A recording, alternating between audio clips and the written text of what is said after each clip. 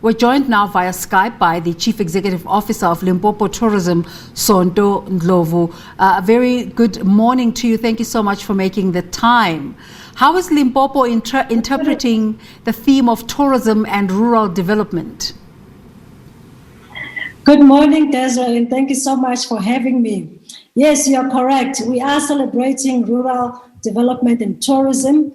And what we have been doing in Limpopo is really across the province to showcase the best parts of the Limpopo province from a rural point of view.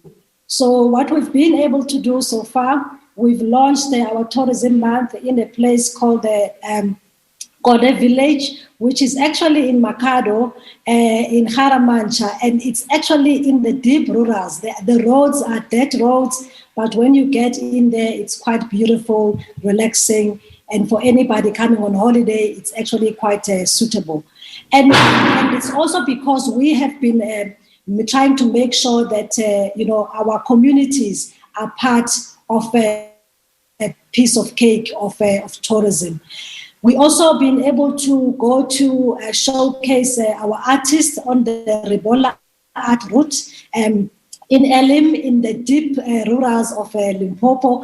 And we are encouraging people that when they're driving around Limpopo and they're coming to see our beautiful province, to step out of the main road and go and see these beautiful sculptures, pottery, all this beautiful, beautiful art that is coming out of the province. It's really about how they contribute to the economy of the province. And we are celebrating this theme with UNWTO. Yeah, it has been established that tourism has been one of the sectors most affected by the COVID-19 outbreak and resultant lockdowns. Give us a sense of how Limpopo has been impacted. Sure, Desiree, Limpopo, like any other destination, we have been heavily impacted by this pandemic. Businesses have closed down for 5 months, no income, loss of jobs. A lot of businesses were telling me that they were on the verge of actually closing down. So it's been quite a difficult period for a lot of practitioners in the tourism sector. But equally so, we've been very confident that the province has done very well in dealing with the pandemic. You've seen that our numbers of COVID-19 have been quite low. So it hasn't hit as bad in terms of on the health side, but on the tourism side, everybody was actually affected. So right now we have been busy with developing the recovery plans to make sure that our tourism industry can recover. We've been working with the sector. We've been, dealing with the health protocols, because we know that when you travel, Desiree, you want to know that, are you safe? Are they observing the health protocols? Will your family be protected? Yeah. In terms of the South African Tourism Month activations, what has Limpopo been up to? Well, Limpopo decided to make sure that one of the things that we do is actually look at what are the products or routes that we have that are on this, they match this. I spoke about the Ribola art route. We have been also able to, in one of our, we call it the African Ivory route. There is a salt lake in Limpopo. I'm sure, Desiree, you don't know this, but we make our own salt from the lake. So the local women from the community, they go to the lake. They actually mine the salt. They then brew it, cook it, and crystallize it, and you end up with a natural product with no preservatives. Quite healthy, I must say. So we were able this week in Guyana to actually take the media, show them this beautiful process, because ordinarily we would bring in groups of tourists to come and enjoy the cultural camp, and just outside that Baleni cultural camp, they're able to go for this experience, which is watching how these local women make the salt using techniques that date back to 2,000 years. Quite phenomenal to watch, Desiree. So it's really been about unearthing some of those attractions, activities that, you and I may not necessarily know on a daily basis, but saying to our tourists, this is also available as a package, as an option when you're coming to Limpopo. So I suppose that takes us to the next question I want to ask you. You will continue on the tag that you were on. How are you combining tourism offerings with the heritage theme? Yes, thank you so much for that. Because one of the things that COVID-19 was very careful to show us is that heritage, the arts and the culture is quite intertwined with tourism. So when there was no tourism, these artists and these providers of heritage attractions, they suffered as well. So there's quite a lovely relationship between the two. So what we know about Limpopo is that it's a very rich, culturally diverse province with a very rich heritage. There is Mapungwe National Park out in Musina, that if you go there, you are able to learn about the trade that happened between Limpopo and China, dating back to 2,000 years. A lot of heritage. That's where we found the golden rhino. I mean, these are some of the stories that live in this province, and this is what we are making sure that this is being unearthed. I've got a group of media that's gone there right now to really experience what I'm talking about. They've also been able to look at our cultural offerings as well, because you've got the three very beautiful cultures here: the Vavenda, the Chitsonga culture, as well as the Bapedi culture, all woven in beautifully in one province. So these provide a beautiful tourism experience for anybody looking for a cultural and heritage tourism experience. So just finally, let's remind South African viewers what attractions exist in Limpopo and when is a good time to go through. We want to believe that you can come to Limpopo any time of the year. We are a very warm province. Even in winter, you can come out here. I spoke about Mapungwe National Park. It is a World Heritage Site at Desert. But also, what you didn't know, that we are the home of the Kruger National Park. The Kruger being a world-renowned park in the world. Everybody is talking about the Kruger Park. But beyond that, you have got your Mahubas Kloof, beautiful scenery there. It's a lovely drive. You meander these mountains, beautiful. But if you stop your vehicle there, there's beautiful little shops, little kiosks where you can just enjoy yourself. You can go all the way to Palabora, you can go to Hoedspruit and just go out into the bush. If you play golf, this is a place you can come to as well.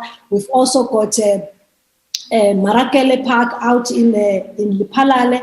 In Sekhukhune, there's a lot of rich cultural spots people can come and enjoy.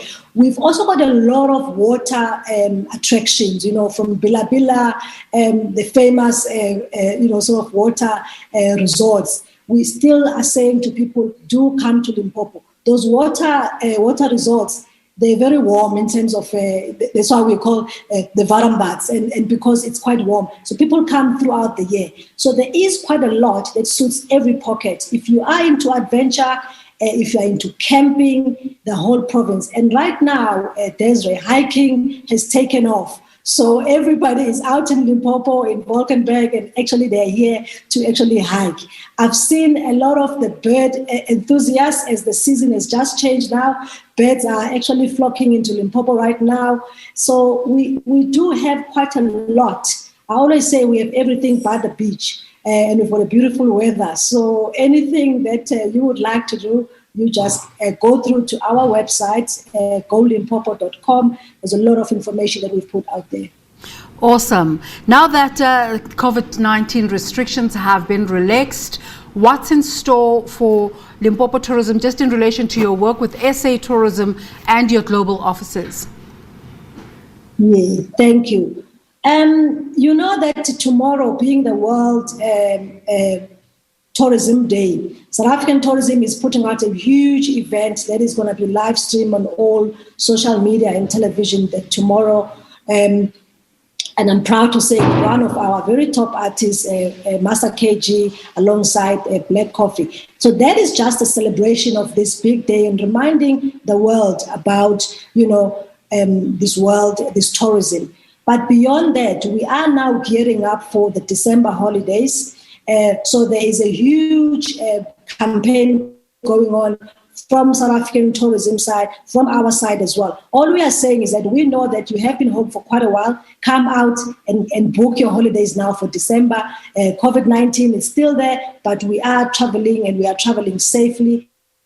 Going around to our establishments and checking how they're complying with these protocols. And we have been quite satisfied that you can bring your family for the December holidays and people can start making those bookings right away. What you will not have at the moment is obviously your big events, as we have seen the restrictions. But I've been quite encouraged that the trade and the event organizers, they are starting to be quite creative around, how can we host the events during and post this COVID period. So there's quite a lot on the go. What we also have noted is that coming out of the COVID-19, a lot of the establishments and attractions, they've put out specials to encourage people to get out of home and come to various provinces. So Limpopo has got a lot of specials going on right now. And there's what I found was that when I was speaking to a lot of our establishments, which is very encouraging, when we just got the announcement on level 1, everybody is full. In the bush, there is no space. They are even keeping waiting lists. So it is quite an encouraging problem to have, a very good problem to have. But we're still saying, yes, please start booking and let's book for December now, so that we are not disappointed for those holidays. Yeah. We're asking our viewers today in relation to this conversation if they have started traveling. And one viewer, I'll try and look for that link, but the gist of it is that why are we having a conversation about people traveling when it's such a class-related conversation? Is that true? Is travel related to class, or can all South Africans travel? We believe that tourism can be done by everybody. I did say earlier that, in Limpopo, you have got different options and attractions and experiences that will suit any pocket. I think that the mistake that we make is just thinking that being on holiday is being on some exclusive, very expensive hotel somewhere. That is not true. Holidaying starts, Desiree, by actually getting out of your car, getting some bad course, going at the nearest park and just sitting there, braaiing and enjoying that park. That park automatically is a tourism experience. So it starts as basic as that to then, depending on your pocket, to as exclusive as can be. I mean, it's the same thing with the vehicles. You can buy a very cheap car, you can buy a very, very expensive car. It depends on what you have. So I don't subscribe to the fact that, it's just a class thing and not everybody can travel. Everybody can travel. This is why we are saying rural tourism is alive and is well, and people must go out and experience. Because also, it's not as expensive. You get on your car, on the self-drive, you go out to these parks. Just about 2 weeks ago in the province of Limpopo, we opened all our provincial parks for free. But on a normal basis, on a normal day, when you go to these parks, it's not going to break the bank. It's a very minimal amount that you pay just to help us to keep the conversation on. So it's about what you choose as a person, what you would like to do in relation to what you have in terms of your own savings. Thank you for talking to us today. And happy World Tourism Day tomorrow. Yes, thank you so much. Thanks so much. I also want to wish everybody a brilliant World Tourism Day. Be on the lookout for all the activations that will be coming out from South African Tourism and our National Tourism Department. And also, we will also be putting it on all our socials. But other than that, I look forward to seeing Desiree and your team and everybody else out in Limpopo enjoying what we have. We always say here, Limpopo, we have got more to enjoy. Awesome. We'll make a plan. At the agenda. Sonto Ndlovu is the CEO of Limpopo Tourism, and she was speaking to us ahead of World Tourism Day tomorrow, themed tourism and rural development. Now, the first person to be